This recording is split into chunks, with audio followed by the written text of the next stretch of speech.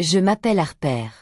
Ce jour-là, je me suis garée dans l'allée de gravier de la maison de mes grands-parents, juste au moment où la lumière de fin d'après-midi dorait tout. Le vieil érable du jardin avait encore la plupart de ses feuilles, et les carillons du porche tintaient leur douce mélodie habituelle. J'avais traversé la maison sans m'arrêter depuis le campus, m'arrêtant à peine après avoir reçu l'appel m'annonçant le décès de mon grand-père. Je devais voir ma grand-mère. Je devais lui tenir la main, pleurer avec elle et essayer de comprendre pourquoi j'avais manqué ses funérailles. La porte moustiquaire s'est ouverte en grinçant avant même que je puisse frapper. Et elle était là. Mais son regard m'a glacé. Alors, tu te décides enfin à venir. Sa voix était glaciale. Rien à voir avec la douce chaleur qui m'avait accompagnée dans chaque égratignure et chaque nuit solitaire de mon enfance. J'ai ressenti ces mots comme une gifle. Grand-mère, que se passe-t-il? On m'a dit que tu étais dans un établissement spécialisé en dehors de la ville. Je suis venue dès que j'ai eu des nouvelles. Elle a levé la main et je me suis tue. Ton grand-père t'a appelé sans cesse jusqu'à la fin. Il demandait toujours après sa petite scientifique. Je voulais te dire au revoir, mais tu n'as jamais répondu. Tu n'es jamais venue. J'ai eu un pincement au cœur. Grand-mère, s'il te plaît, laisse-moi voir le numéro qu'il appelait. J'ai besoin de comprendre. Elle a hésité, puis a disparu à l'intérieur. À son retour, elle tenait un petit carnet, les doigts tremblants, et me l'a tendu. Là, de l'écriture soignée de mon grand-père, figurait un numéro de téléphone que je ne reconnaissais pas. « Ce n'est pas mon numéro », ai-je murmuré. « J'ai le même depuis le lycée. » Son regard a cherché le mien. Son masque sévère a commencé à se fissurer. « Ils nous ont dit que tu avais changé d'avis en partant à la fac. Ils ont dit, tu voulais prendre tes distances, on n'était plus assez sophistiqué pour ta nouvelle vie. » J'ai eu le souffle coupé. J'ai repensé aux vacances d'hiver d'il y a 2 ans, à ce retour impromptu à la maison, à ces coups frappés à la même porte.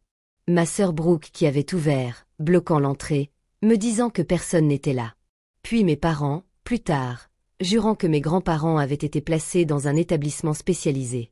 J'ai repensé à l'appel concernant les obsèques, la voix calme et claire de ma mère.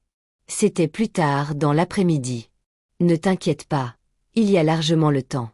J'étais arrivée à la petite église du village, j'étais entrée dans le sanctuaire vide, le concierge balayant comme si de rien n'était. La cérémonie avait eu lieu tôt le matin. Ils avaient fait en sorte que je la rate. Mes jambes flageolaient. Il est mort en pensant que je m'en fichais. Les mots sont sortis d'une voix brisée. Le visage de ma grand-mère s'est effondré. Elle m'a prise dans ses bras et je suis tombée là, sur le perron. Nous nous sommes effondrés ensemble sur la dernière marche, enlacés, tandis que le carillon continuait de tinter au-dessus de nos têtes. Toute la douleur, toute la confusion, toute la distance qu'ils avaient créée entre nous. Tout a jailli en larmes silencieuses et tremblantes. Après un long moment, elle a caressé mes cheveux comme elle le faisait quand j'étais petite. « Nous connaissons la vérité maintenant », a-t-elle dit d'une voix grave. « Nous savons. » Elle m'a aidé à me relever, m'a serré la main une dernière fois et a regardé la rue avec une détermination nouvelle dans les yeux. C'est à ce moment-là que j'ai compris que ceux qui m'avaient élevé m'avaient menti bien plus longtemps que je ne pouvais l'imaginer. Et nous allions découvrir pourquoi. Avec le recul, je réalise que cette distance a commencé bien avant les mensonges sur les numéros de téléphone et les maisons de retraite. Elle a commencé dans ces moments de calme, quand j'étais petite, assise en tailleur sur le sol de la cuisine avec du bicarbonate de soude et du vinaigre, à regarder la mousse monter comme par magie. Ma mère soupirait et enjambait le désordre, déjà en retard pour son rendez-vous avec Brooke, son cours de danse, la recherche de la robe parfaite, ou l'organisation d'un autre anniversaire grandiose qui emplissait la maison des rires que j'observais du coin de l'œil. Des escaliers. Mes anniversaires étaient différents. Un simple gâteau, mes grands-parents à table et un cadeau soigneusement emballé. Un microscope d'occasion déniché dans une brocante ou une pile de vieux journaux scientifiques que mon grand-père avait précieusement conservés. Je les adorais plus que n'importe quelle montagne miniature. Mais j'ai vite compris que cet enthousiasme mettait mes parents mal à l'aise. J'avais trop de questions. Mes centres d'intérêt étaient trop pointus. Brooke correspondait à l'image qu'il souhaitait se faire d'elle. Des sourires faciles, une affection naturelle, des compliments faciles. « Mais d'où te vient tout ça ?» marmonnait ma mère à mon père, mi-amusée, mi-sérieuse, quand je rentrais avec un nouveau ruban de concours scientifique. Personne dans notre famille n'est comme ça. Je faisais semblant de ne pas entendre. Au lieu de cela, je m'échappais chez mes grands-parents à la moindre occasion. Mon grand-père installait un vieux tabouret en bois dans son atelier, et me laissait divaguer pendant des heures sur la nouvelle théorie qui m'avait captivé. Il ne se lassait jamais de m'écouter. Il se penchait vers moi, les yeux brillants, et disait « Raconte-moi, petite scientifique ». Il me voyait tel que j'étais, et cela créait en moi un vide immense, là où aurait dû se trouver la fierté de mes parents. À peine supportable. Quand j'ai été acceptée dans une université d'État à quelques heures de chez moi avec une bourse complète, j'ai cru que les choses allaient changer, que la distance atténuerait les choses, ou du moins me donnerait un peu d'espace. J'appelais chez moi tous les dimanches. Je racontais à ma mère mes travaux de laboratoire passionnants, les découvertes qui me tenaient éveillée la nuit. Elle écoutait un instant, puis changeait de sujet. C'est bien, ma chérie. Oh, tu as entendu dire que Brooke a décroché ce travail à la boutique du centre-ville? On la complimente déjà sur son style. J'ai arrêté de partager les grandes nouvelles. Puis est arrivé le semestre où la santé de mon grand-père a commencé à décliner. Je l'ai d'abord perçu dans la voix de ma mère. Il y avait quelque chose de réservé quand je lui ai demandé comment il allait. Il se remet, a-t-elle dit rapidement. Frère nous aide beaucoup. Concentre-toi sur tes études. J'avais un mauvais pressentiment. Un week-end, je suis rentrée à l'improviste. Brooke a ouvert la porte chez mes grands-parents, les bras croisés. Il n'y a personne, a-t-elle dit trop vite. Ils sont sortis, mais grand-père est malade. Je t'ai dit de partir, Harper. On n'a pas besoin de toi. Elle a claqué la porte avant que je puisse répondre. Plus tard, quand j'ai confronté mes parents, l'histoire a vite changé. Un établissement spécialisé, des règles de quarantaine, mieux ainsi pour tout le monde. Je suis retournée sur le campus, mal à l'aise, mais plongée dans le travail. Puis l'appel est arrivé. Mon grand-père était décédé pendant la nuit. Les obsèques auraient lieu plus tard dans l'après-midi, m'a dit ma mère. On avait largement le temps. J'ai tout laissé tomber, je suis rentrée en trombe et je suis entrée dans une église vide. Le balai du concierge raclait le sol comme un lambattement de cœur. Ils avaient avancé la cérémonie au petit matin, et quand j'ai appelé, tremblante, la déception de ma mère transparaissait au bout du fil. Tu as dû te tromper d'heure, Harper. On était d'accord. C'était la première fois que la colère, vive et aiguë, jaillissait sous le chagrin. Mais ce n'est que lorsque je me suis retrouvée sur le perron de ma grand-mère, en voyant son visage se décomposer sous le choc de la vérité, que j'ai compris jusqu'où ils étaient allés pour m'éloigner. Il ne m'avait pas seulement laissé rater ses obsèques. Il s'était assuré de sa mort, persuadé que j'avais choisi de ne pas venir. Plus tard dans la soirée, ma grand-mère décrocha le téléphone d'une main ferme et composa le numéro de mes parents. Assise à la table de la cuisine, une tasse de thé refroidissant à la main, je l'écoutais leur dire de venir immédiatement. Une histoire de documents importants qui ne pouvaient attendre. Elle raccrocha et me regarda. L'avocat arrive aussi. Ne te fais pas remarquer jusqu'à ce que je t'appelle. J'acquiesçai et me réfugiai dans l'ombre du couloir tandis que la sonnette retentissait. Leurs voix emplirent la maison comme toujours. Le rire sec de ma mère, les salutations sèches de mon père, le regard impatient de Brooke, puis le ton de ma grand-mère, plus tranchant que jamais. Asseyez-vous. Monsieur Ellison est là pour lire le testament de votre grand-père. C'était le signal.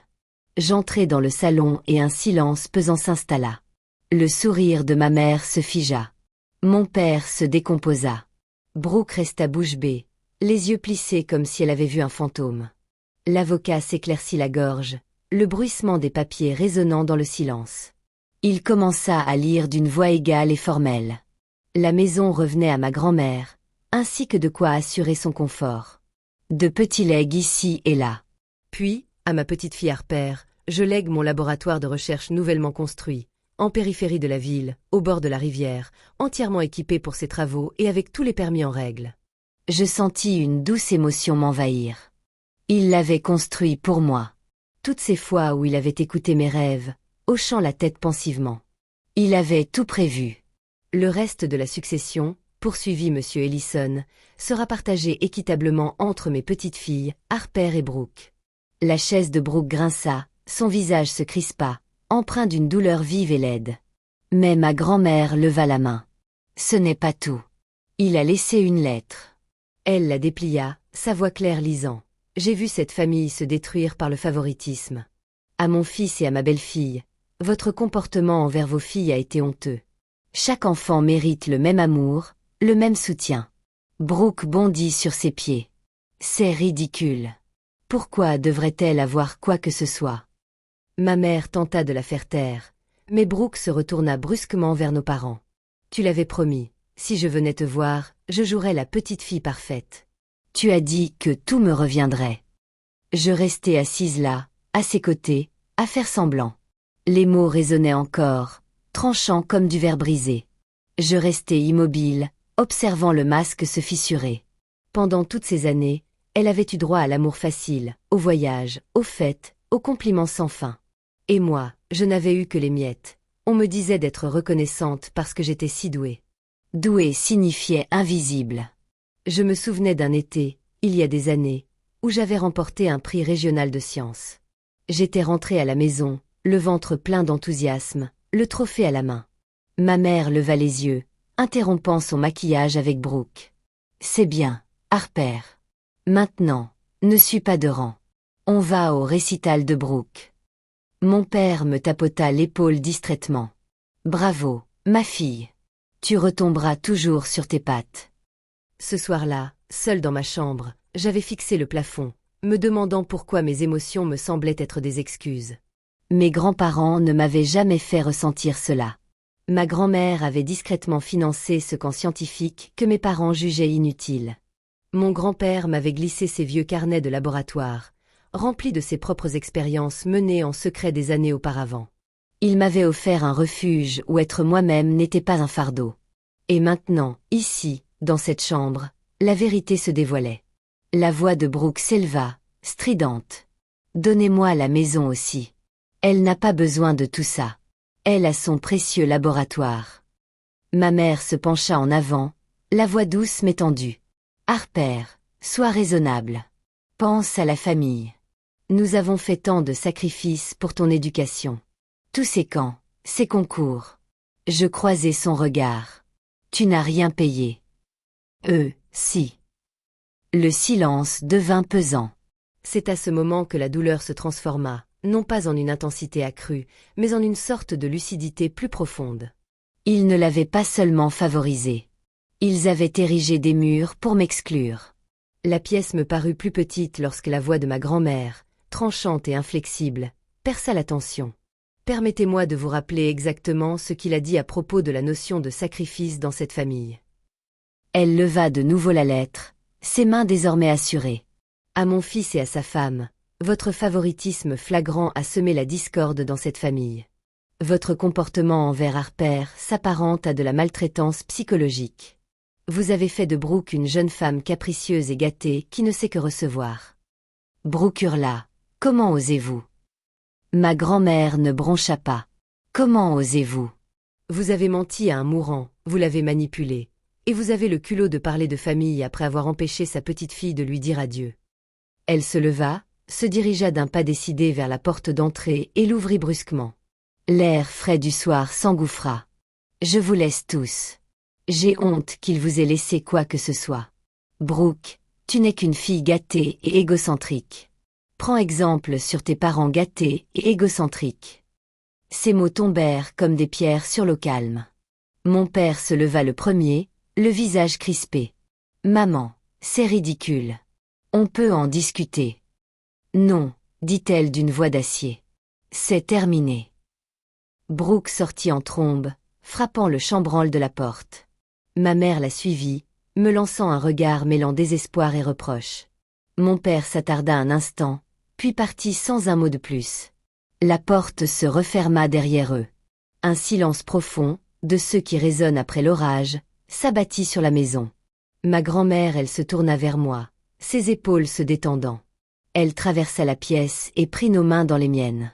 Je suis désolée que tu l'apprennes ainsi, mais il est temps que tu saches toute la vérité. Nous nous assîmes ensemble sur le canapé usé, tandis que l'avocat rangeait discrètement ses affaires et s'éclipsait. Elle me raconta alors comment mes parents leur avaient menti pendant des mois. Comment Brooke était venue souvent. Toujours souriante et faussement attentionnée, alors qu'il me dépeignait comme distante et honteuse. Comment mon grand-père m'avait demandé dans ces derniers jours, d'une voix faible mais insistante. « Il n'a jamais cessé de croire en toi », dit-elle doucement. Même à la fin, j'en ai ressenti tout le poids. Ces années passées à être l'étrangère dans ma propre famille, ces tentatives silencieuses d'effacement, la façon dont ils ont transformé mon absence en abandon. Mais à cet instant, quelque chose a changé. La douleur ne m'a pas brisée. Elle m'a éclairée. Ce n'était pas moi qui avais eu tort. Ce n'était pas moi qui devais m'excuser ou faire des concessions. C'était eux. Et mon grand-père l'avait toujours compris. Il a construit ce laboratoire non pas comme un simple cadeau, mais comme une affirmation. Tu le mérites. Tu mérites de t'épanouir sans eux. Alors que le soleil déclinait, projetant de longues ombres à travers les fenêtres, une douce résolution m'envahit. Ce n'était pas la fin de la famille. C'était la fin des faux-semblants. Plusieurs années ont passé depuis ce soir-là. Le laboratoire que mon grand-père a construit se trouve à la périphérie de la ville, près de la rivière, avec de larges fenêtres laissant entrer une douce lumière du nord.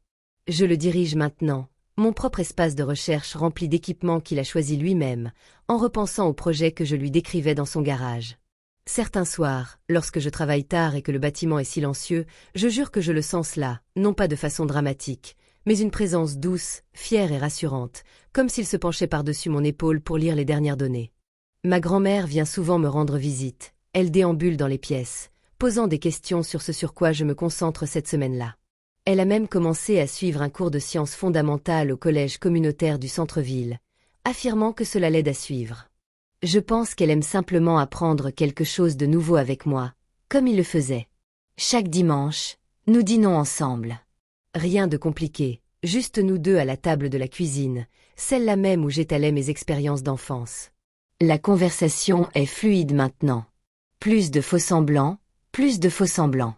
Je n'ai pas parlé à mes parents ni à Brooke depuis le soir où ils sont partis. Leurs numéros apparaissent encore parfois sur mon téléphone, ou leur nom dans un courriel non lu. Je les supprime sans les ouvrir. Plus par colère. La colère s'est éteinte depuis longtemps. C'est plus simple que ça. J'ai fait un choix et je m'y tiens. L'autre jour, en rangeant une vieille boîte de rangement au laboratoire, j'ai trouvé une photo glissée dans un des carnets de mon grand-père. Elle date d'il y a des années. On y voit moi, petite fille, agenouillée dans l'herbe de son jardin, observant quelque chose sur une feuille à travers une loupe bon marché. Il est accroupi à côté de moi, le doigt pointé, un large sourire sincère aux lèvres. Au dos de sa main, ma petite scientifique changera le monde un jour. Je la garde encadrée sur mon bureau. Je la regarde quand le travail devient difficile ou quand le doute s'insinue lors de ces après-midi tranquilles. Elle me rappelle qu'être différente n'était pas le problème. C'était le fait d'être invisible aux yeux de ceux qui étaient censés me chercher le plus. Voilà la vraie blessure. Mais les blessures se referment. Elles laissent des cicatrices plus fortes que la peau qui les entourait. J'ai construit ici une vie qui me correspond. Des collègues qui me comprennent. Un travail qui a du sens. Une grand-mère toujours présente. Et j'ai appris quelque chose que j'aurais aimé comprendre plus tôt. La famille n'est pas toujours celle dans laquelle on est. Parfois, c'est celle qui vous regarde vraiment, et qui décide que vous méritez qu'on croie en vous, tel que vous êtes. M'éloigner de ceux qui en étaient incapables ne m'a pas laissé vide. Cela m'a permis de choisir qui resterait. Parfois, tout perdre n'est pas la fin. C'est le début d'une nouvelle vie, celle où l'on se choisit enfin. Merci de m'avoir accompagné sur ce chemin. Chaque histoire nous rappelle que la force se cache souvent derrière le chagrin. Si celle-ci vous a touché, restez avec nous. Chaque histoire révèle une nouvelle facette du cœur humain. N'oubliez pas d'aimer, de vous abonner et de partager pour que d'autres histoires comme celle-ci puissent atteindre ceux qui en ont le plus besoin.